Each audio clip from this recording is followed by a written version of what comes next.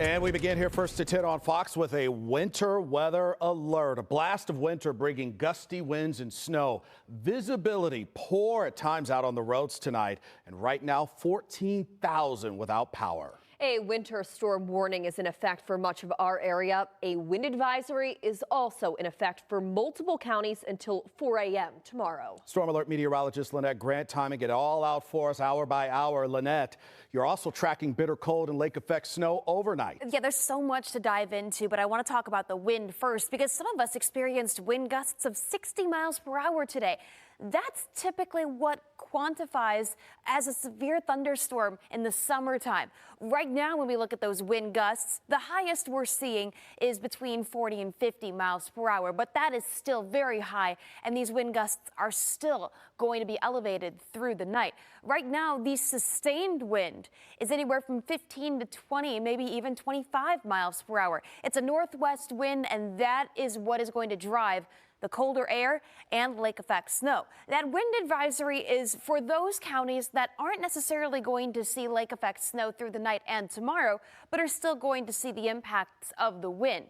Those of you that have that winter weather alert, whether it's a winter weather advisory or a winter storm warning, those high winds are clustered within the impacts of those different alerts. But winter weather going to be here as well. You can see things right now on Storm Tracker radar. That burst of snow, it's reducing visibility at times this evening as it moves through.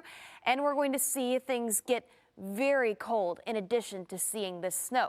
In my full forecast in a few minutes, we're going to go hour by hour through the night, talk about when the system snow gets out of here and when lake effect turns on, and also how much lake effect snow we could be looking at. Again, that's in just a few minutes. And with the winter weather and gusty winds, more than 12,000 I&M customers without power right now. Take a look. More than 9,500 homes in Berrien County are in the dark, and more than 3,000 in St. Joseph County. And NIPSCO reporting more than 2,000 customers are without electricity in LaPorte County. We are working to find out when that power will be restored. The blast of winter with its whipping winds and snow could make for a dangerous drive tonight. WSBT-22's Tiana Baxter is joining us live from downtown Niles. Tiana, what are you seeing out there?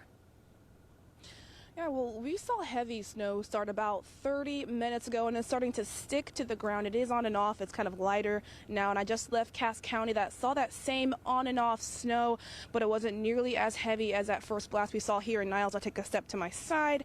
While you can see the snow has slowed down, the wind has not. You can see the street lights and decorations here are really blowing around, and I did just see a snow truck out here. Several areas in Berrien County saw wind gusts near 60 miles per hour, and much of downtown Benton Harbor is in the dark tonight.